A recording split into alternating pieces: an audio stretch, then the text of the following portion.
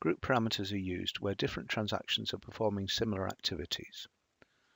As an example, if we look at the groups that are supplied with the warehouse mobility product, we see put away, which has a number of different values.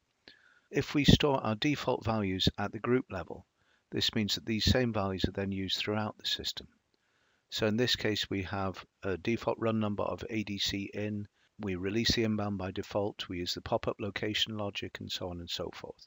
If we store these ones centrally, then that means that these same parameters will be applied to every transaction unless it is decided that that transaction should not use the group defaults. So as an example, if we have ADC in, if we change this to ADC and save it, if I go and look at the transaction set maintenance, which is the parameters for the individual transactions, and if I look at something like report production, where it has the put away option, currently it's turned off. If I turn it on, then it will pull all the values from the group, so it picks up ADC.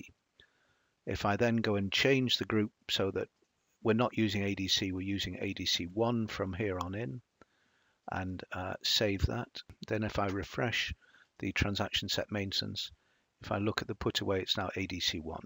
So this means that setting them centrally means that they are automatically copied to each transaction which has the put away option. Now, if necessary, I could say I want to copy specific ones for the report production. I don't want to use ADC1, I want to use ADC. So then I can save it. So whatever I do at the group level will not affect the individual transaction which has opted out. I can then choose to deselect and the values will change back to the defaults.